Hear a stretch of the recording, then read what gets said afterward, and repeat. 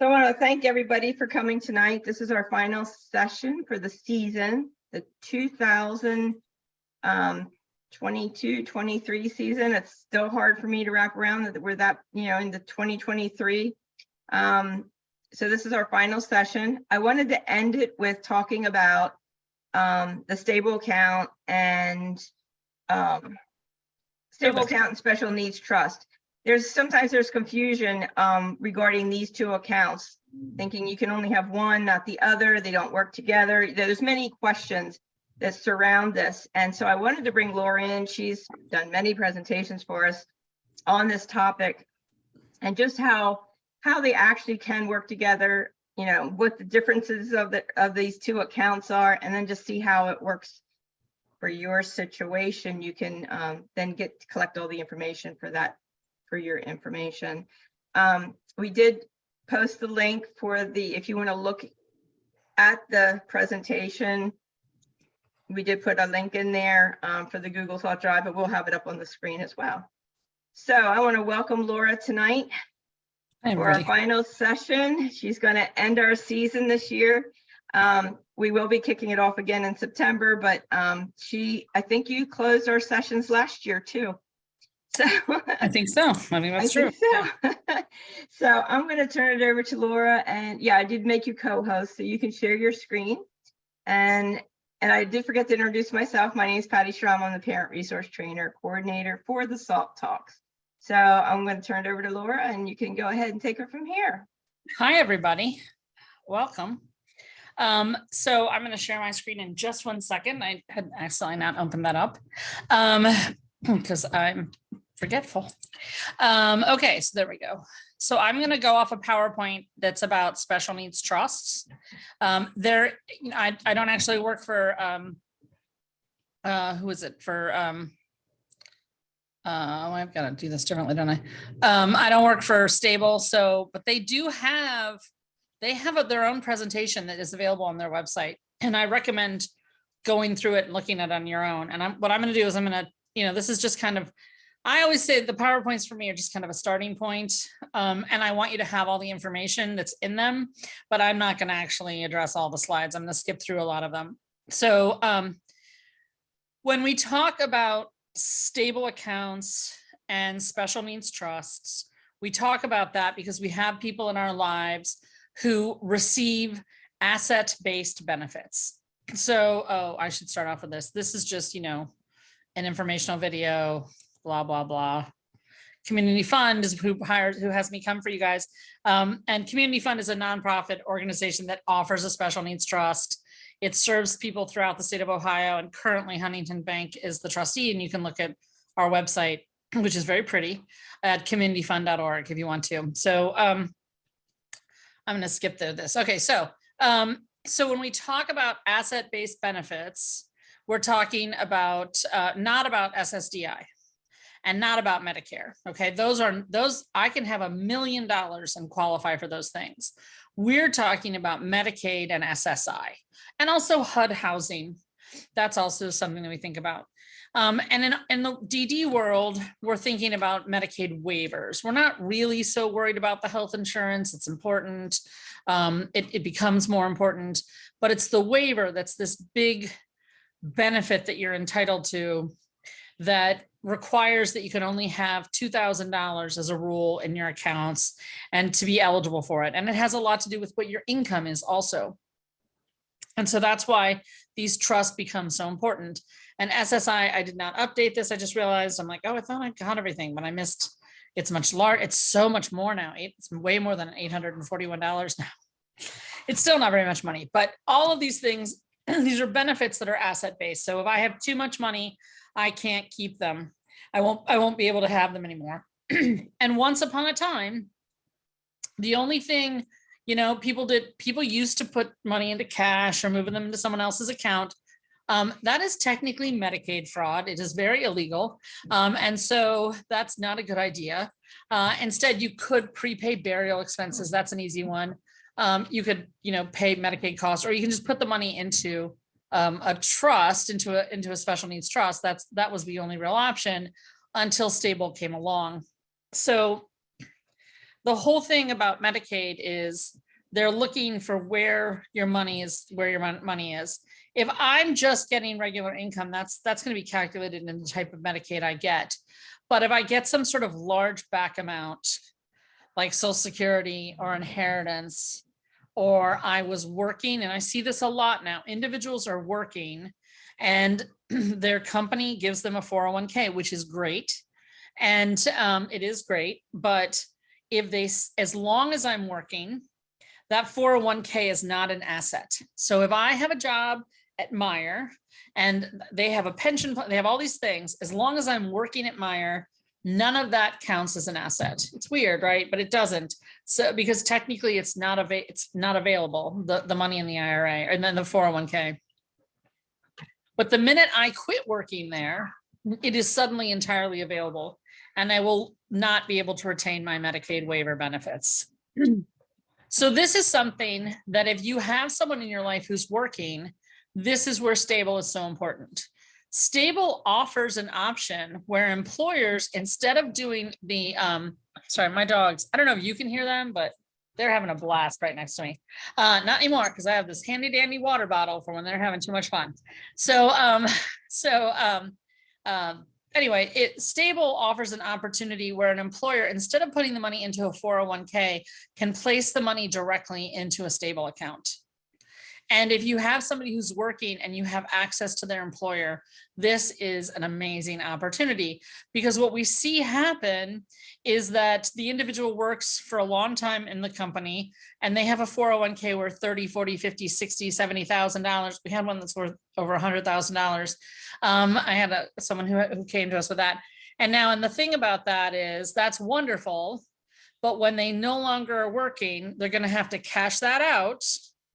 And now, because it's more than $17,000, which is the max I can put into a year in theory into a stable account, they will not be able to use stable for all of the money. The other problem with that is that because they're cashing it out before they're 57 and a half or 59 and a half, I'm not a financial planner, I can remember that, they're going to pay the penalties and on those. So that is horrifyingly annoying. It's still better than not having any money at all, but they're going to lose, 20, 30% of it off the top to taxes and penalties. So stable offers an option where you can go to that employer and they can redirect the 401k money into your family member's stable account. And so this is something that should be looked into, and you don't get quite the same tax advantages as far as deferment of payment. It's a significantly lower amount, but usually we don't have enough income that it matters anyway. All right, so these are so Medicaid eligibility is an issue when I come into, I have an asset-based benefit and I come into a large amount of money. That's when we look at special needs trust versus the stable account. I'm gonna skip over these. So, but instead, I'm going to go back to this. Sorry. There we go. Okay. I'm going to stay here for a second. But if I'm looking at day to day and I have somebody in my life who receives these same benefits, and maybe they get gifts, smaller gifts, or they have a small job and they're not making as much, but they're still living with you, so they don't have as much to spend. And I'm going to be able to I can put 17, actually, if they're working, they can put significantly more than $17,000 a year, and they can actually put $29,000 a year into the stable if they make $12,000 a year. So, because they can put that entire amount into a stable account each year. And obviously it doesn't just them, family members. And so that's a way where if instead of the person, it used to be if someone got even a small SSI back award, they would end up having to create a special needs trust because they were going over the $2,000. Or I know Patty's heard me tell the story before. If you go into Eastern Ohio, I was once talking to someone, an SSA at one of the smaller counties, and they said whenever their clients are over-resourced, right, at the time it was $1,500, it's been raised to $2,000.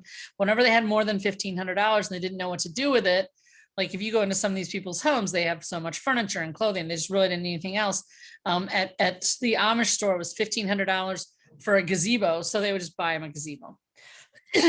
These are people who were renting, right? They didn't own the home they lived in, but they owned a gazebo. And then, and some houses would have 2 gazebos. That's what people did before stable accounts and before they used special needs trust. If I have a special, before stable, instead they could take that $1,500 and put it into a special needs trust. The problem is the fees for the special needs trust are pretty much gonna be, they're gonna wipe that out. But if it's somebody who's consistently over-resourced, then they will build up money in the trust over time. All right, so that's what used to happen. Then along comes stable. And originally you had to be under 26 when your disability came, but now that's been raised much higher. And most of the people on this call, their children have a lifelong disability, so it's not an issue. That's only an issue about the age. If you have, you're a typical person and you're in a car accident as an adult, that would become an issue. But otherwise, presuming everyone on the call would be eligible for stable, you can put, like I said, $17,000 into the stable account. So if I have somebody who's being consistently over-resourced, who's bumping up into that $2,000, who's actually having a hard time spending their money down, which I know seems strange. It mainly happens when mom and dad have passed away and they're getting mom and dad's benefits. When that's happening, what we do instead is we're putting small amounts into stable. We can build that money up over a long period of time. And it's not an asset. It's not a resource. It has almost no limitations on how it can be spent. There's a mechanism to spend it. You have to go online and access the money, and you can have them write a check and they'll mail it to the third party or they'll mail it to you. So it's not, you can't go to an ATM and take cash out. That is not going to be an option with a stable account, but you can use that money to pay for things. So now I can start building that stable account up over time. And worst case scenario, stable accounts have one great limitation, and that is that if they exceed $100,000 in value, then the individual would lose their SSI. So if that were to ever happen, you would take the money in the stable account and move it into a special needs trust. Because the thing that is so amazing about stable account is that they work together with the special needs trust. And I think that's super important. And I'm going to talk a lot more about that, but I'm going to sit there and say, I see a bunch of things in the chat. So I was like going to stop, and before I moved on, see if there were some questions before we go on to the next thing. Yeah, there is one question out there. It says, could you roll over the 401k to a new employer's plan? That is a great question. And I think if you did it right, you could, but most new employers won't let you roll things over like that for 60 or 90 days. And in that time, you would be ineligible for Medicaid if it was noticed. So, and then the question is it an improper? I don't think it's an improper transfer per se, so I'm not sure that would be a problem, but I would actually have to research that. It has not come up in I've never been asked that before. It is a good question though, but I would have to look into it more to have a good answer, because, I mean, obviously, because I think the delay would make it an asset, and then I don't know how you can fix that, I guess is the problem. Mm-hmm. So that's a great question that I'm not positive the answer on. So, okay, so it's another question that I should. So, okay. Okay. So, all right. So the next thing I want to talk about is this idea of the trust and the stable account and how they work together. So to me, the issue I for those who don't know my background, my aunt was developmentally disabled. She recently passed away from pancreatic cancer and she was in her late 70s. And so her parents, my grandparents, passed away when she was 30 years old. Actually, she was 29 when her mom died and 30 when her dad died. So they died within 8 months of each other. And so they were very, very young when they passed away. One was in a car accident and the other one had an aneurysm. So, that happened. And in 1972, which is when they passed away, the only option to deal with a child who had a disability was to disinherit them. And there were no special needs trusts. Nobody really knew how to deal with it any other way. And so that's what they did. They disinherited my aunt, and they gave half to my mom, who was also 30. They were Irish twins. And then the other half went to my uncle, who was 19 years old. And so you can kind of imagine how things went with the 19-year-old. So my grandparents actually owned a business, and they had a vacation home, and so they were not poor. And as far as my uncle was concerned, they had gone through my aunt's share of her third of the estate, very early on. He really felt they'd spent all her money. And that was a constant bone of contention with my mom, who felt that really all of the money should be earmarked to their sister, or, as much as possible. And that if they need things in life, that they should cover the cost, because, they had different opportunities. And he did not see it that way at all.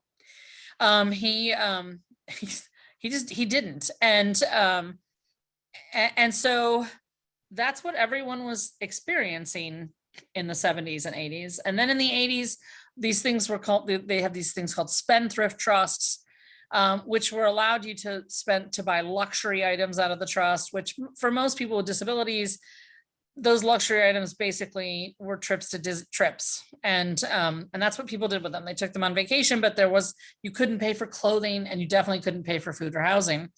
And so that was another option where I could leave some money for my child to make it sure it was earmarked. But I would see this, who did they almost always name as the trustee of the trust, the person who was responsible for dispensing the money to their disabled child? Well, I'll tell you, one of the typical kids.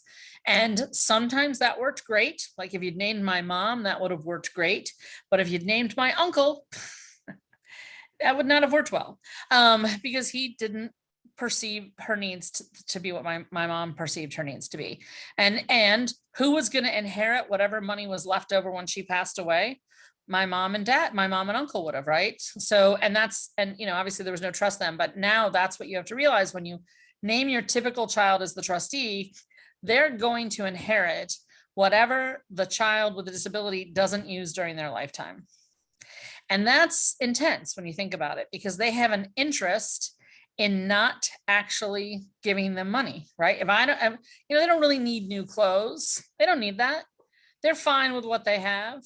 I mean, maybe, but there's $1 million for their care, or $500,000, and you're not buying them clothes because your goal is to save the money. And I have had cases like that where the typical sibling does take them on vacations, really nice vacations that the typical sibling goes on and the trust pays for, but they are not buying them clothing. They are not buying them furniture that isn't broken. They just, the mattress is 25 years old or 30 years old. The couch is 25 years old, and there's all this money, and they're not using it for that person's benefit because they want what's left over, and any money they want to spend now, they want to enjoy it themselves. The typical sibling does. And that is a real problem. So, okay, wait, I've done something. There we go. So when you're planning as a parent, you don't have to support your child after the age of 18, but obviously you want to provide for them. And so we no longer recommend that you disinherit the person with a disability in a will. You still can do that. I always tell you, if you go to an attorney and they recommend disinheriting your special needs child, I say you should get a different attorney, because as a general rule, that's just a horrifying thought. I don't understand it, actually. I mean, maybe if your child had received some massive medical, settlement and had millions at their disposal already, okay, maybe then, but generally that's not the case. And so disinheriting them on the theory that the government will pay for everything is not truly accurate. They'll provide their basic needs, but that the money in a stable or in a special needs trust, stable account or special needs trust, they can pay for those extra things that the government will not provide. And the government doesn't and cannot provide for everything. One of the easiest examples is dental work. Medicaid will pay to extract a tooth. Okay, but you can use a special needs trust or a stable to pay for a root canal. So my family is from Iowa, and we take our corn seriously, people. We love our corn. And my aunt loved corn on the cob. And she had some a situation that happened with her very young. The only way you could deal with her dental work is if she was sedated. And that led to the fact that when she passed away, she had one remaining tooth. That was it. She had one tooth, and she could kill a corn cob with that one tooth. And I was like, we're going to have to pay for a root canal for that last tooth, right? We can't let this one go. But Medicaid wasn't going to pay for all those extras. They were just going to pay to extract teeth as there was a problem. They were not going to pay for the root canal. And that's important to know, because that was always, I still to this day, I'm like, why did we let her get down to one tooth? What was happening there? I feel like we all should have just chipped in for a root canal or two. And that's the reality of it, is you can't expect the government to cover everything. So disinheriting someone, I'm vehemently opposed to that as a concept. And so now instead, most people set up trusts. And the reason they're doing that, for your planning purposes, when you're thinking about how you're going to provide for your child, yes, a stable account should be part of the thinking process, but you need to realize that a stable account, the most you can put in a year is basically $17,000. That's the most you can be guaranteed to place in the trust total, not you and your husband each $17,000. The individual with the disability can only receive one-time sum of $17,000 each year. It is unlikely that when you die, their share will be exactly $17,000 or under. And really, would you want it to just be that amount? So creating a special needs trust is an option to provide significantly more for them, to give them more protection. And then that document can be used with, the trust can pay and fund a stable account. So when you're thinking about doing this trust concept, you normally are going to do an entire estate plan. You're going to do a will also. And in your will in Ohio, you can name your successor guardians. Not all of your children need guardianship. And I've given that presentation before, and I'm happy to very quickly tell you, you don't necessarily have to get guardianship. So I'm sure there's a video of it on the SALT webpage, me saying you don't necessarily have to get guardianship, but many people do need guardianship. And so who's going to be the guardian afterwards? Well, in your will, you can list who you would like to be the guardian. That doesn't make them the guardian, but it does give them an opportunity to address that. Now, some people say, okay, I'm not going to disinherit my child. I'm going to give them an equal share. But actually, what I'm going to do is, Susie has a special need, but her sister Sally is so good with her. I'm just going to leave Susie's share to Sally, and Sally can take care of that. All right, here's a couple problems with that. Number one, if Sally, even if Sally is the greatest person in the world, you don't know who Sally's marrying. You don't know whose influence she's going to be under, and agree to then not actually spend all that money for Susie's benefit. That's one problem. The other problem is if Susie is in a car accident or does something or gets into some debt because of, a business venture that goes bad, suddenly that money that was earmarked for your child with special needs, nobody knows that that's what it's for. And so it's going to go and pay off Sally's debts. Or even worst case scenario, Sally passes away. Well, that was Sally's money when she died. And so when Sally passes away, especially if she has children who are under the age of 18, that money is no longer going to go for Susie's benefit. It's going to go to the minor children, because that's as far as anyone knows, it's Sally's money. So that's what they're going to do with it. So leaving that money to that child, to me, is potentially almost as bad as disinheriting them. So instead, you can actually tell the executor of your will to create a special needs trust, what we call a wholly discretionary special needs trust, or alternatively, you can just create a trust. So what's a trust? Well, it's a document that gives you the power to control how funds are spent during your lifetime and even after you die. So it's a way to make it so you aren't really gone. And I think a lot of people think, oh, I don't have enough money for a trust. And I would say that's not really true. The thing about a trust that you need to recognize is that if you have assets that are going to pass on to your heirs when you pass away, especially like a house, there are many techniques we can have to avoid probate. But when you have a child with a special need,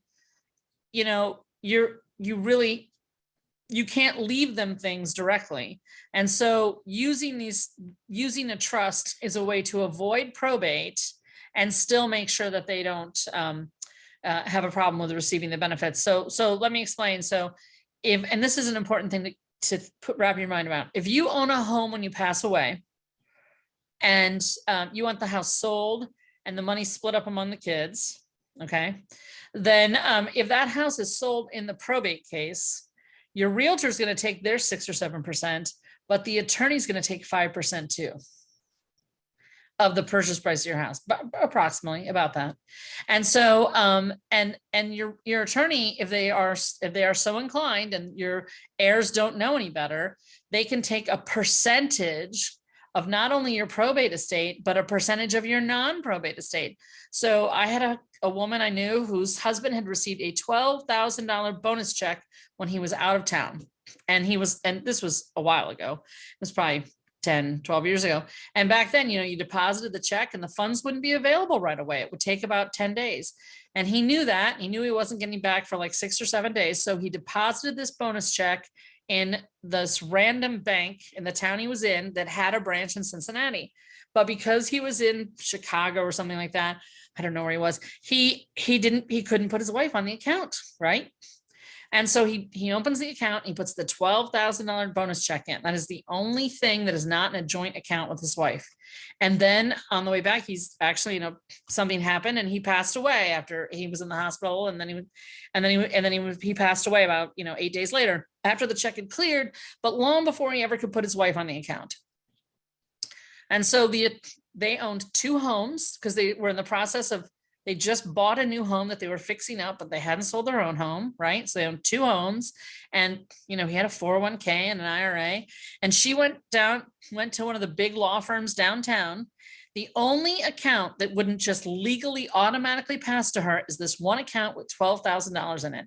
And this attorney in the big firm downtown, he was like, well, I'm sorry, that's going to cost you $6,000 for me to do that, because he was going to take a percentage of all these non-probate assets, both houses, the guy's 401k, and he was using that to come up with his fee. And I was like, well, and she told me about it. And I'm like, just sign this one piece of paper. Now go to the bank, it's yours. There you go. You have to sign one piece of paper, show the paid funeral bill, and go to the bank. And now they have to issue the check to you. That's literally all you have to do when you're the spouse and you paid for the funeral.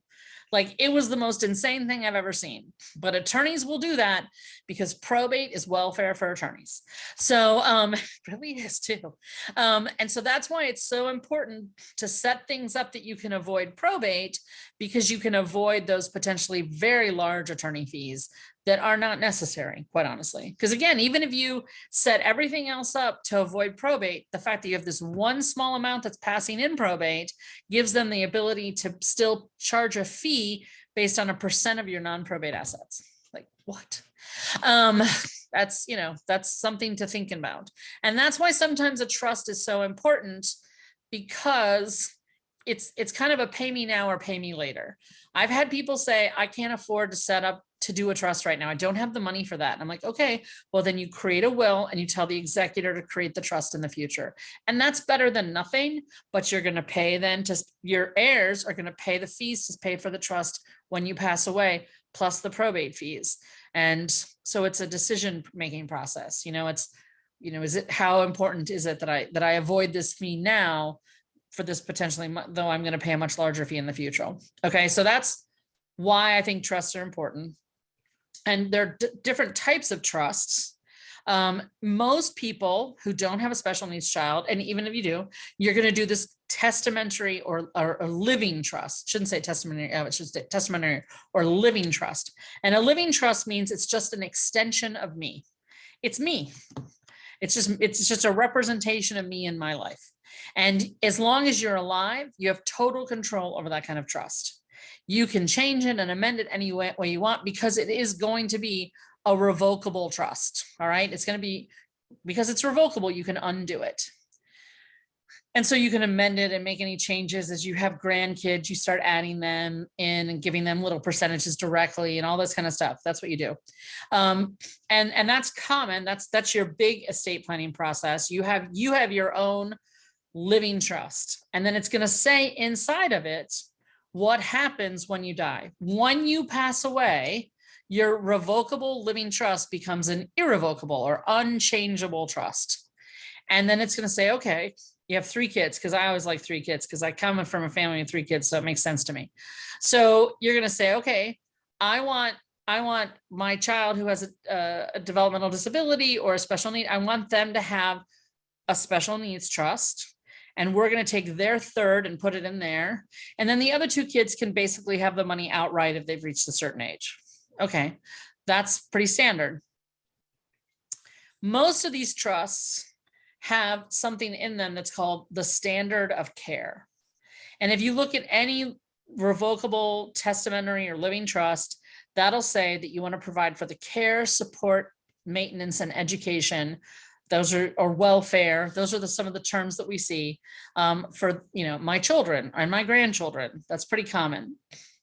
The problem with that, those are not special needs trusts, because if the trust is providing for the care, support, and welfare, well, that's what SSI is doing. That's what Medicaid's doing. So if this trust is supposed to provide that level of care, then Medicaid says you don't need us because you have this trust that will pay for those things. And as long as there's money in the trust, we're not going to provide for you anymore. And anyone who's ever had an IO waiver and looked at it would know that doesn't last very long. It doesn't matter really how much money is in there. It's not going to last terribly long. So instead, we have a special needs trust. I'm going to skip. Yeah. So we have a special needs trust.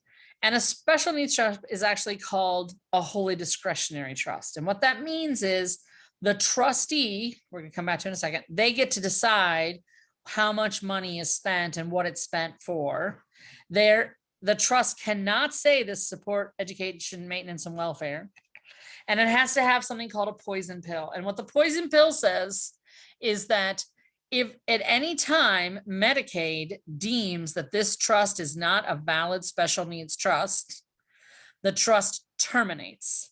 And the money does not go to the beneficiary, right? It doesn't go to your special needs child. It goes to the contingent beneficiaries, who are your typical kids or your grandkids. That's what a poison pill. And if that's all in there, then there's no payback provision. So I'm going to come back to this in a second. So when we talk about trusts, there's the one that we think about the most when we talk about special needs trust is one where an individual with a disability comes into their own money, right? Like that SSI back award, or they inherit money because nobody did some planning. In those situations, the assets in the trusts have what's called a Medicaid payback clause. And so when they pass away, if Medicaid has provided any benefits for the beneficiary, they have to be reimbursed out of the trust. For the record, in theory, the stable account also has that. Though it's my understanding that to date, Ohio Medicaid has never invoked any rights to the money in the stable account. And I think the reason that's true is because if you have a child with a disability who has money in their own name, they were on Medicaid and now they've gone off Medicaid because they win the lottery and win $20 million. And then they pass away a few months later with their $20 million in hand. I don't have to pay back Medicaid if the person was under the age of 55. And so Medicaid cannot assert a payback. If you have a stable account, if your child passes away, you are going to need to go through probate to access that money. And so I think that's why stable has not paid back Social Security, because there's no real mechanism for them to get that yet. And there aren't that many people who passed away with stable accounts. So, but to date, stable has never done that. It's my understanding, has not paid anything back to Medicaid. But the pooled trust, the payback trusts, they absolutely pay back to Medicaid. That's their entire function, right? So that the government has allowed these trusts to exist. They've allowed the individual with the disability to put a large sum of money away into a trust, with the understanding that if they don't need that money and they don't use that money during their lifetime, that money will be will go to Medicaid to pay their bills. It kind of makes sense, right? Because again, this is the individual with the disabilities money. It's in their name, it's in their social security number. That's not the same as your money that you've saved and you're setting aside for them if you plan ahead. If you don't make a plan, then it becomes theirs and we have payback. So I'm going to jump back a second. So when you're going to do a trust, the biggest issue is, who do you trust to be the trustee? The trustee is the individual who is going to oversee the funds and pay out the money to the beneficiary, and also make sure that any disbursement is appropriate, that it's not improper and wouldn't upset Medicaid. They're also going to be the ones who decide how the money is invested, and they're going to have to make sure that the money is properly invested and that the money is diversified. So you can do different things. You can have a private trust, and if you do that, you're going to have to pick a trustee. So oftentimes people choose a family member. And the reason they do that is it's very inexpensive in theory. Family members will oftentimes not take fees. I will say they oftentimes do take the fee. And they do it because they spend a lot of time on it. And they're like, okay, I'm going to take my fee. And they can take up to 2% of the value of the trust each year. If you hire a bank, if you name Fifth Third Bank or US Bank or Huntington Bank or any bank as the trustee, they're also going to take a fee, and they're also going to take 2% a year. The fee is the same. It doesn't really much matter because you're entitled to take the average fee. So you can have the professional experience for the same cost. Now, some people like the professional trustee. Here's my thing about it. If I've named my uncle as the trustee, it would not have ended well. I'm sure a lot of that money would have been used for his own benefit instead of my aunt's, and he would have held a lot of it back on the grounds that she didn't need stuff, because that was his attitude about it, right? Whereas my mom would have spent every time on my aunt, and there would have been nothing left for anybody else. And technically, that's actually the correct way you're supposed to be in that trust. In a standard revocable living trust, remember we talked about revocable or testimony trust, in those trusts, the purpose of those kinds of trusts is to preserve the capital for the next generation. In a special needs trust, that is not the purpose. The purpose is to provide the individual with disabilities with the best possible life and the most experiences that they can have now. All right. So it's a different concept. If you think that you would like to do a private trust and you want a family member to be the trustee, I would discourage that. And there's a few reasons why. Number one, it's actually hard to be a trustee. It's a lot more work than people realize. And you have financial liability when you're the trustee. If you make a mistake, if you invest poorly, if you make a bad investment decision, you actually are potentially at risk of being sued. So there's some potential liability for that. That's one problem. The other problem is you have to remember that you're naming your typical child to be the trustee because you just died. And so they're grieving your loss, and they are becoming the de facto parent for their disabled sibling, right? You're gone. So they've got to step up into that role. How much they do or not, I don't know, but they're the only ones who really can do it, right? And so time is finite. They're still most likely going to be working because your kids are going to have to work until they're 70 because of the way Social Security is set up. So they're going to be working. They're going to have their own kids and grandkids that they're dealing with. And now they're also taking care of their sibling and trying to figure out the trust and learn the Medicaid rules about what they can and can't spend the money on, because they've heard you talk about it, but they've never paid that much attention to it because it's not really part of their life. And then they're going to say, okay, well, I was going to take my sister who has special needs out to the park this weekend, but instead I had to spend 5 hours meeting with the investment advisor to determine how we were going to invest this trust money. And I got to make up time at the office, and time is finite and I can't do both. And so that's something that you need to recognize is a reality when you choose that family member as the trustee, that you're putting a lot on them. And at the end of the slides, there's a recommendation of a book by a woman named Barbara Jenkins. And if you think that they can do it, first you read that book. And if you still think they can do it, then you ask them to read the book. And then after they read that book, they say, yeah, I can be the trustee, then do it. But if they won't even read the book, they cannot be the trustee. Because being a trustee is a lot more work than you realize. So then you can look at a bank, and the downside to those is the cost, but they are really good at it. Or you have the pooled trust. So Community Fund, who I work for, Community Fund is a pooled trust. And the way those work, they were created in the early 90s by the government. And they said, okay, if you're a not-for-profit and you can take all of these different people's smaller accounts, right? Like, 20,000, 15,000, 10,000, 5,000, 3,000, and you can pool them all into one trust. And then now you can invest them en masse, right? So Community Fund, when I started the Community Fund in 2009 or 10, I think we had $35 million in trust, which sounds like a lot, but now we have like 150, I think. I know we're well over 100. I think we're at 150 million. So, and if you think about it, and we don't have that many accounts, it's not that many accounts. It's like 3,000 or 3,200. It's not that many accounts. Most of them are actually under 50,000. And then we get the occasional larger ones, and that's what kind of, skews it. But the money is all your share of the trust. In a pooled trust, your share goes in as a percentage of the whole. And then they invest it. And so if the whole increases in value because of good investments by 5%, your share increases by 5%. If the whole decreases because of a market correction or just, bad stuff, and it decreases by 5%, your share is going to decrease by 5%. Because it's a trust and it's invested, it's not going to sit in a money market, it's going to be invested, and there's the potential that it can lose money.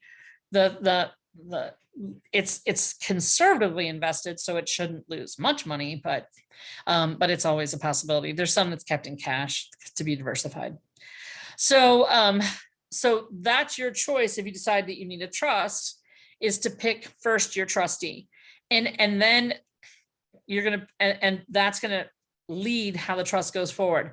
Any type of trust that you choose, one with a family member as the trustee, one with a professional trustee, or a pooled trust, all of them can take money from this trust and put $17,000 a year into the stable account. You say, why would you do that? What's the point of that? Well, again, coming back to how do these things work together? So a pooled trust, a wholly discretionary trust, whether it's pooled or not, there are two things that you can't pay. There's three things you can't pay. You can't pay for housing, and you cannot pay for medical expenses that Medicaid will cover. So the pooled trust is not going to pay for a tooth extraction because Medicaid will pay for that. But the pooled trust will pay for a root canal because Medicaid will not pay for that. And the theory is that the pooled trust cannot pay for housing expenses because SSI is supposed to do that. That's the purpose of Social Security. It doesn't make, I'm not saying they all make sense. I'm not saying the rules make sense, but basically that means the pooled trust can't pay for electric, gas, water, mortgage, taxes, and an HOA fee. It can't pay for those things, but it could pay for internet and cable and the cell phone. All right. So a pooled trust can't pay for those things, but a stable account can pay for those things. So if I have housing expenses that exceed what I'm getting from Medicaid, the pooled trust can transfer $17,000 a year into the stable account, and then the stable account can pay for those housing expenses. And I'm going to take, the other thing the pooled trust can't pay for, like I said, is medical expenses that Medicaid would cover, or food. Now there's it's currently being discussed that they're going to change this rule. So this could change soon, but currently if you have Medicaid, the pooled trust cannot pay for any food expenses, which includes, even going out to like Applebee's with friends and stuff. The trust can't pay for that. And so, because again, they're like, SSI is supposed to pay for that. It doesn't, but it's supposed to. Okay. But I could take that $17,000 a year and put it into the stable account, And now I can use the same money to pay for food. So stable accounts are kind of like legalized money laundering for Medicaid recipients. Another thing to think about, if you have a child who's going to live independently from you, but again, SSI is not going to be able to afford them an apartment that you're comfortable with them living in, then this gives you the opportunity. A stable account would be something you would use today to, let's say, so they're getting $1,000 a month from SSI and their rent is $750. And so you were like, I'll pay the rent, you use the SSI for your other bills. Okay, if you give them $750 a month, if you pay them $750 a month, they're going to lose half their Medicaid, half their SSI. For every dollar you give them, they're going to lose, for every $2, they're going to lose $1. But if you take that same $750 a month, put it into the stable account and then pay the rent, that's totally allowable. Isn't that awesome? I think that's the greatest thing about stable accounts. And that's really helpful when you have somebody who's going to be living independently or more independently, but you want them to live someplace nicer than they would otherwise be able to live. We see that a lot more with kids who have mental health issues, because usually in the disability world, we have group home settings, so it's not as much of an issue. But if they are able to live independently, this gives them that, even more of that. So that stable account is something that these pooled trusts have limitations that the stable account doesn't have. And so you're like, okay, well, why am I using this pooled trust at all? This is crazy. I should just put $17,000 a year into the stable account until it gets a ton of money. And then that's great. Well, again, remember, at $100,000, your child's going to lose SSI. So that's a problem. I mean, it's not the worst problem to have that you've been able to save $100,000 for them, but it's a problem. And then even if they don't get SSI, so you don't care about that, they still max out just like a 529. And so that changes every year, but let's just say it's about $450,000, $500,000 is the max that you can put in these accounts. So, and maybe you're like, well, when I die, I'm not leaving them $500,000. Correct. And that might be true, but remember, you can only put $17,000 a year into the stable account. And that's why the trust and the stable account, why they work together, because they kind of have to, right? That's the only way you can actually get the maximum benefit. So if that makes sense to everybody. All right. Any questions then? No, I don't think so. I don't think we have anything else, right? There's one question out there when you mentioned the Barbara Jenkins book, the title of the book. It's Jenkins with an A, Barbara Jankins, and it's being the trustee of a special needs trust. I'm pretty sure it's at the end of the presentation, so it should show up at the end of the presentation. All right, so so we talked about who should be the trustee. Obviously, any kind of special needs trust you create right now, you would probably be the trustee. Like I said, so there's talk here. There are two technically there are two special needs trusts. I don't know anyone, and I mean anyone, who does a supplemental services trust anymore. I feel like legally, I feel like I have to mention it, but I got to tell you, I don't know anyone who does that, because they're really horrifyingly weird trusts. So we tend to avoid them like the plague, quite honestly. Okay, so all right. Let me come back. We talked about this, that we did that. Okay. So, all right. All right. So now the other thing is, what's the advantage of these two types of trust? And I've talked about that. So, the one great advantage of a stable account, of having the money in the stable account over the trust, in my opinion, is the ease of the distribution request. So when you're dealing with a pooled trust or any kind of trust, you're going to submit an invoice and there's going to be some sort of process to approve it. Can we spend the money on this? And they're going to look at the benefits that the individual receives. Oh, they get SSDI, not SSI. So that means we can spend it on this. Oh, they get this benefit, so we can do that. Oh, this is their Medicaid. They're on long-term care waiver, or they're on the IO, or the what are we looking at? And they're going to have to make a decision whether any distribution from the trust is going to be a problem, right? Like, is this going to make them lose their benefits? And that's a delay. That means that they're not going to be able to, you're not going to submit a request and get a check the next day. I mean, you can do what's called an emergency request, but at Community Fund, we discourage those because they require everyone to stop what they're doing and address it. And so it's the only time Community Fund has a fee that isn't already involved in the annual fee, where they're like, okay, you have to pay for us to do that because we have to overnight checks and it's nightmarish. So, but generally you want money from Community Fund or any kind of pool trust, it's going to take you a while, figure at least a week to 10 days. And that can be annoying. People don't like that. I mean, why would they? Stable account is different. You can go online and make the request. I'm not saying you're going to get the check that day, but you can put it in and it's going to take the process time that they do. It's weird. I'd actually never heard any complaints about Stable. And then just the other day, I was at the OPRA, which is the Ohio Providers Resource Association fair, and several providers complained about Stable, and they said they found it complicated. I mean, I'm not really sure about that, but I haven't experienced that with anybody I've ever worked with, but I don't do it that often. And so basically when you set up a Stable account, you go online, it does not take long to set them up, and you connect your account, like your individual, your family member's bank account with the Stable account, and you can transfer money between the two locations with some limitations. Mainly, you can take cash from your account and then deposit it into Stable. That's the big thing. Stable wants a record of any money that comes out, so they're going to issue checks. They're not going to just transfer cash into your child's account, but they will. You can go online and say, please make this check payable to so and so, and usually within 10 days the check arrives, because I've been paid by people from Stable, and so I've seen it come within a reasonable amount of time. But you need to recognize that all of these accounts, they have a requirement. The purpose of them, when you're using a pooled trust organization, a bank, Stable, you're paying them for their expertise to recognize that if you have an individual who gets a waiver, every year Medicaid is going to say, hey, this person who gets a waiver, they're the beneficiary of a trust.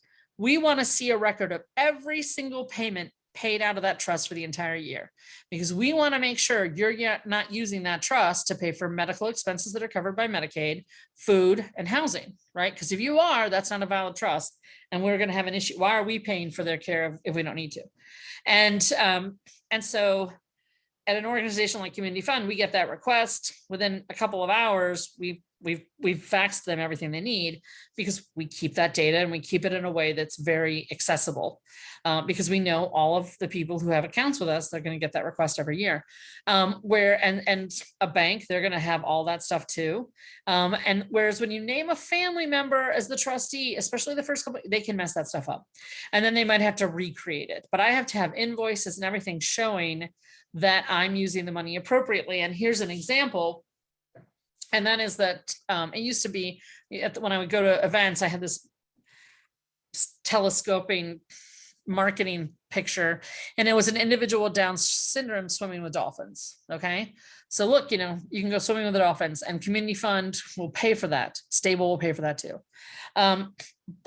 So I remember being up in Chillicothe and someone saying, hey, we submitted an invoice for dolphin therapy and you denied it. And I'm like, oh, I know why. Because it wasn't swimming with the dolphins, which is a recreational activity.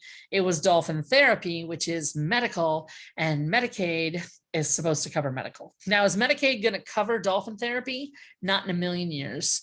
But what we said is you have to submit it to Medicaid and basically show that in pay, and then we can reimburse the person, right? And so that's knowledge that you have from being a professional trustee to know what's going to blow up if we pay it. And so if you've named your typical child to be the trustee, they're going to have to learn all that, and that's not so easy. And so instead, what they're going to end up doing probably is hiring an attorney to double check a lot of their work before they pay stuff. And that's fine, but then the trust is going to pay for those legal fees. And so that's something to think about when you're making these decisions. But again, so we do see some people who have now at Community Fund and most pooled trust organizations, they're going to have a system in place that like we have something, we'll pay 6 months of a repetitive bill. So we'll pay, 6 months of the cable bill on the presumption that it's usually, or the internet bill, it's going to be like $67 a month. Okay, we'll pay that. But after 6 months, we're going to say, hey, did you do any rentals or stuff like that we're not paying because we've just been paying the standard amount, or is your fee changed? We need to double check. And then if not, so we can pay for those, but then not get late fees. And then, are you still there? Okay, then now we'll pay the next 6 months. You can also, like I said, you can go online with Stable and do the same thing and request that the check be mailed to the company. And it, so there are different ways of doing that, but they're not, neither of these organizations, none of them are really good on auto billing and things like pulling from the accounts. We don't like that because we need records in case Social Security asks for records. And so we like, checks. We're old school like that. We're very old school. And that's true for both of us, though I think Stable has a little bit more capability for that than we do. All right. So, all right. So the thing about, I think I've covered this, everything here about ABLE. So ABLE is the federal name for it. Stable is the Ohio name. You can, in theory, you can pick any Stable account in the country, any ABLE account in the country to open your account. You do not have to use Ohio's. I don't know why you would ever go beyond the one here in Ohio. Most states in the US actually use the Ohio Stable account. They've joined with us and with our state. And it's a very low monthly fee. It's like $2.50 or $3.50 a month to have these accounts, which is just really not that much. And what I would say about them is if you have, given how low it is, I strongly recommend, hey, you should, when you're ready, you should open an account with your child so that you are using it and are aware of it. And now I'm going to come back to, why don't you go ahead and get $100,000 in this account? That's a great idea. And here's my concern about the Stable accounts and why I am not crazy about having a ton of money in them. And, I mean, if somebody came to me and said, my child's going to lose their benefits because they have, $36,000 in 401k stuff and it's going to be a problem. I wouldn't, if it's December, I'm not going to put them in a special needs trust. I'm going to put half of it into Stable in 1 year and half in the next year. And mom and dad are going to be overseeing it, and that's fine because mom and dad probably aren't going to steal the money because they're the ones who are trying to protect it. Stable does not have the controls, the oversight on the account that a pooled trust has, or that any trust has, all right? Not just a pooled trust, but any trust would have. Because the Stable account, basically whoever has the internet password controls the account and can write the checks. And Stable is not going to question where the money's going or why these checks are being made. They don't do that. It runs very similar to a bank account, and they're not looking at it because there's no limitations on what the Stable money can be used for, right? That you can pay for housing and food, so and medical. So it doesn't matter. They don't check it. And the problem with that is, again, if it was my uncle, I sense that he would have been, billing my aunt for any time he went to see her, and times he didn't go to see her. I sense he would have been, saying that she was at dinner with him when she wasn't. And I think those are the things that could happen in these situations, and they're concerning when you think about all of your money being in them. So there's no oversight, and that worries me.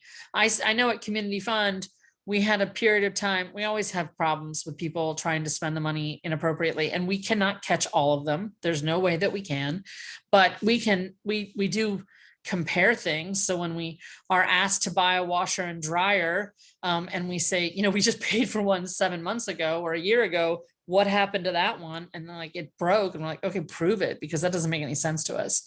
And because we recognize now the question is really, whose washer and dryer are these? What are you doing with them?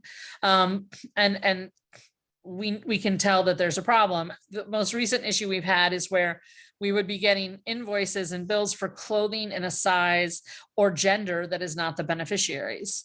And when we've questioned it, we've been told that they're cross-gender, they're transgender, and we're like, okay, but wouldn't their shoe size still be the same? I mean, let's face it, I don't, why would they need a size 12 shoe if they've always worn a size 6 women's? I don't understand that. And so we see that a lot where people are trying to use the beneficiaries' money for their own purposes in violation of what these are about. And the pooled and trusts, private trust and a pooled trust, they're much more likely to catch that, whereas stable is probably not going to do that. And we had a case where somebody asked out of community fund for the max deposit to be put into stable, because the point of the trust, the stable account, was to pay for housing. And for some reason, to me, which was silly, but they did it, they asked for the full amount in January. Well, the individual was controlling their own stable account, the individual with the disability, and they just blew it like within 2 weeks. Like it was all gone. And they were like, oh, how are we going to pay for housing? We're like, we don't know, but we can't help you. There's nothing we can do about it. We can't put any more money in the stable account. And that was the only way you could pay for that. So there are limitations on this. There's some real major limitations on the stable account that I think you have to understand. The individual with the disability, they control the account unless there's a guardianship or a power of attorney in place who can also access it. And because they may be more vulnerable as a rule in general to be taken advantage of, having too much money in these stable accounts concerns me, because once it's gone, and you really can't put any more money into it anyway that year. You can the next year, but you can't in that same first year. Okay. Yeah, so stable is our own one, and that's really great. There's no problems with it. It's stableaccount.com is the webpage for the stable our own one. And it's very nice. They have setups where like you can set it up so that when people are doing Christmas gifts, that they can just directly deposit the money into the stable account. If they want to give cash, you can send out a link. And what's nice is if they do hit that $16,000, it's going to stop them unless you've been able to document that they're earning income, and then that can take them up to the 29,000, 20. What's 12 and 29,000? Yeah, sorry. Math, not my thing. All right. The other thing that comes up a lot in the same conversation is the house, your home. So when you are thinking, I always ask people, like, what's your plan for your child when you pass away? Where are they going to live? Do you want them to stay in your home? Do you think they'll go into a group home? Do you think they'll go into an apartment situation with a smaller living group like that? That's a big thing you need to think about. And regardless of what county you live in, if you go to the Hamilton County DD webpage, they have a housing page, and they have a neat chart that kind of goes through the different types of housing options that are out there and things to think about. So if your big goal is that your child's going to stay in your house, you're not going to want to use a pooled trust, most likely, because pooled trusts won't have anything to do with the house. And so then you're going to do a revocable living trust and a wholly discretionary trust. And that revocable living trust will probably keep that house going for as long as your child is alive. And so you're going to hold money back in the revocable living trust to pay for things. What do you need for a new roof? How much do you have to hold back? I don't know, a lot of money though, a couple $100,000, depending on the age of your child and depending on the age of the house. Obviously, those things they have to be addressed. And usually many times, most counties have a housing network through DD, and some of them will go through a house and tell you like an idea of how much it would cost. Not all of them, but some would do that. So if that family home is a big part of the planning, you really need to reach out to an attorney and come up with a plan how that home is going to relate. Because like I said, pooled trusts are going to be taken out of the options.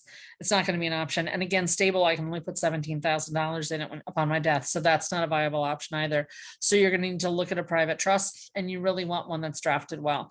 If you ever need a trust, if you will email me, if you ever need an attorney, if you need an attorney, you'll email me the county you live in, and I can see if we have an attorney who works there. And if not, I'll give you some people in surrounding counties. And the reality of it is that I might not be able to get an attorney in Gallia County or Dark County. There just might not be somebody there who is skilled enough in this. And so you're going to have to get in the car and drive. You're not going to have to go very often, once or twice, maybe 3 times total.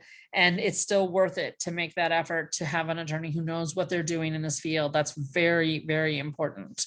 Now, I do want to talk really quickly about advanced directives. So your child who has a disability, if you do not have guardianship over them, they can sign a power of attorney, and they can sign a living will and a healthcare power of attorney. So financial and medical powers of attorney and a living will if you so desire. They can address that and put those documents in place because they have capacity to do so. They legally have capacity until the court says they do not. Though it's up to the notary if they're going to go for it. But I will say on the healthcare power of attorney and living will, you don't need a notary. You just need 2 witnesses. A DNR, or do not resuscitate, that's something that is really done as an end of life planning situation. Ohio does not have a system in the guardianship where you can address this. For my aunt, like I said, she passed away. She had pancreatic cancer.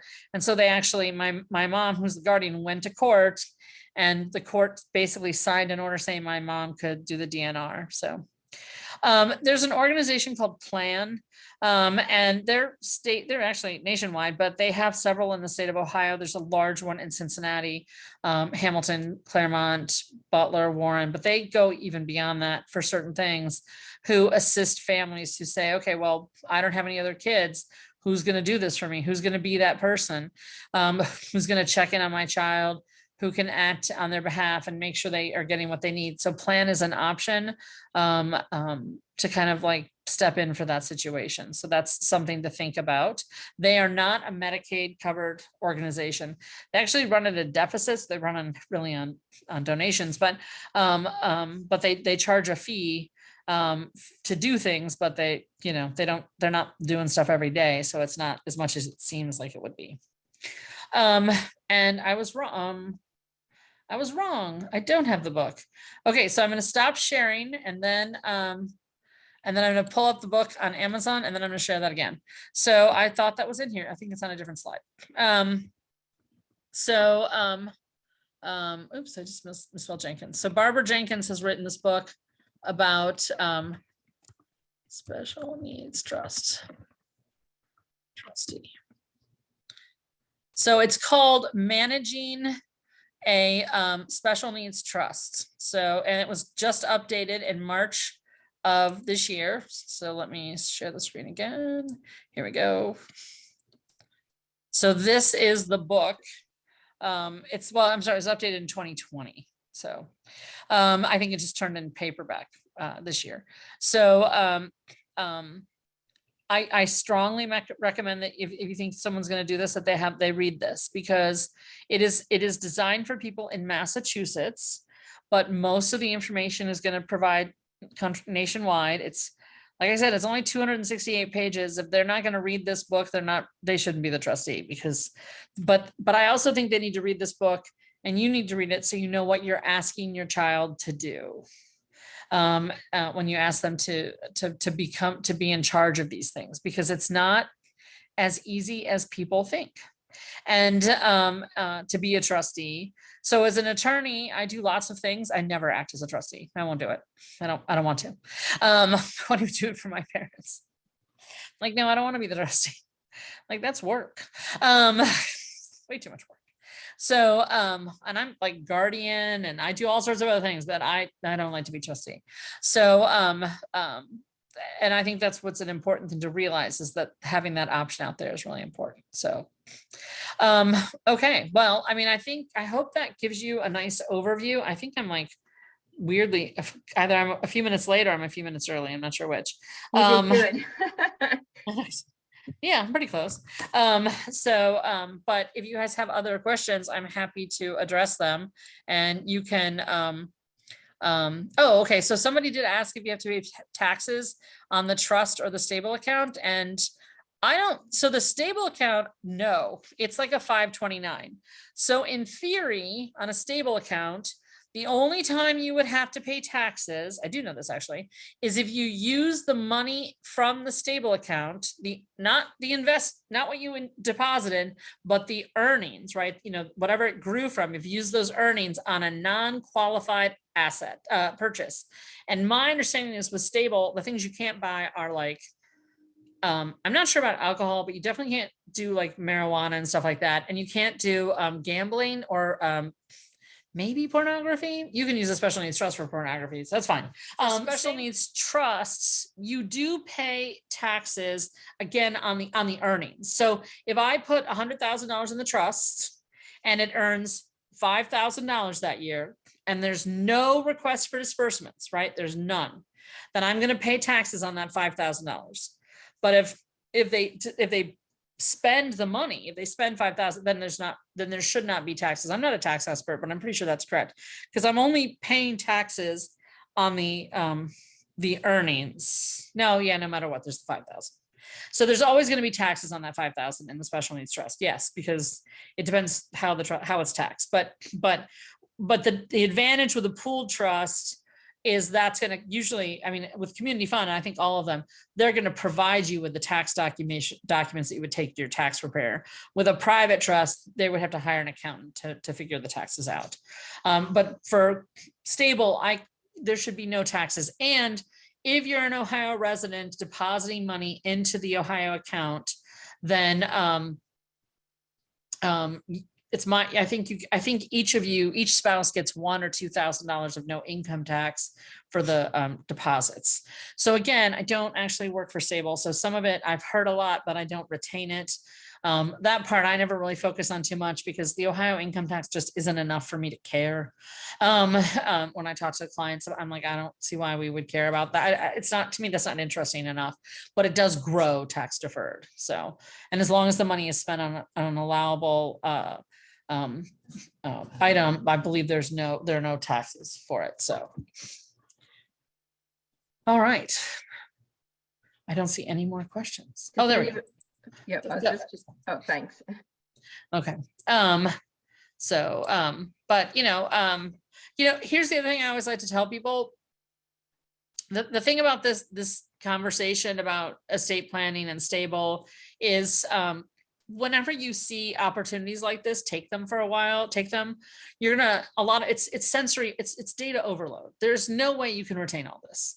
It's just too much information. I mean, I've been doing this for a long time and I don't know all the answers, and I can't, so it's not realistic. I remember I had a woman who came, I know she saw me talk, back before the Zoom days. I know she saw me talk at least 6 or 7 times. And then one time she was asking me questions, and all of a sudden she was like, oh my gosh, I get it now. So, and she had an estate plan in place, but she's like, I didn't even understand why we did what we did. They just told me to sign and I signed. And I think that's how a lot of people feel. And that's okay. It's okay that this is overwhelming. It's supposed to be overwhelming. Otherwise everyone would do it. So, it is something that you can do. So I will say the book might be out of print, but there are ways to get it. And I might have just pulled up, I just quickly did a Google search. So I think you'll see other versions of it. Here's another version. Here's the same book, same book of it now that you should be seeing, that's available for $37. So it might be a slightly older version, but yeah, it is the older version, but you can buy it. So the other question I was asked, are cigarettes an allowable expense? Yes, they are. Now, you have to remember with a pooled trust that the individual with the disability generally cannot say, I want money for cigarettes. They can say that, but in a pooled trust organization, you have what Community Fund calls the designated advocate, the person, not the individual with the disability generally, but the person who's going to make the request to pay for those cigarettes. And if I'm the designated advocate and I don't think they should have cigarettes, I just don't make the request. And then I say, oh, Community Fund won't pay for it. I asked, they said, no, sorry. And that's the end of it. In a stable account, yes, they could pay for cigarettes and there's nothing that can stop them. So, but still, you could, in theory, there's nothing that would stop cigarettes from being purchased, except the person who makes the request can say, no, I'm not going to do that. And so that's how you can control it. Again, that's one of my issues with stable. There are no controls like that. So if the individual has the capacity and ability to access the account and do all that, then they can do it. So one of the neat things about stable account that is really neat. So remember I said you can write checks, have checks made. You can also have a credit card. You cannot get cash with that credit card, but you can have a credit card that you can go and use anywhere theoretically, or as the parent or the power of attorney or the guardian or whoever has control over that account, you can set limitations on that credit card also. So you can say you can go to Walgreens and spend $4 a day, especially if a pack of cigarettes is $4.25, just below it, and they can't go buy cigarettes with it. You can go to GameStop and spend $32 a week. You can be very specific, and you can set it so it dings you every time your child tries to use it. So you will know where they are. Do you know where it's 10 o'clock? Do you know where your children are? Yes, they're at GameStop trying to buy a game. So you will know where they are, and you will know exactly what they're spending the money on. So if you see behavior that is concerning to you, you can stop it right away. So, or at least be aware of it very quickly. And so that's a really neat thing. And that's, again, I can't stress this enough. To me, I like the special needs trust, not just because I work for them, but I have clients too. And I tell them, I'm like, I like the special needs trust. I think it's more secure in so many ways. I've just seen so much bad behavior over my life as an attorney and as a niece of somebody. I've just seen bad behavior, and it always concerns me, because for the most part, if they do something bad and spend the money inappropriately, then there's nothing you can do. The money's gone. So that's why I'm more comfortable with the trust. But the stable account gives you such freedom and flexibility and just ease of use that, to me, it's just clearly something you need to have, that you're using in conjunction with those two things. And it's nice because you can find out if your child understands how to use it right and not, if they aren't fully understanding it, and you can kind of set controls in place because of that. So that's a way of looking at it, is what I would say. So. Okay. Is there any other questions? I don't see any other questions in the chat. I'm going to stop the recording at this point. So if anybody wants to just ask or talk to you, they can. Okay. Sounds good. All right. So 1 second. Thank you again, Laura, for anytime. I love doing it. And how you just closing out our season once again, but with all the information you share, it's very, very helpful. So 1 second while I close the recording. Sure.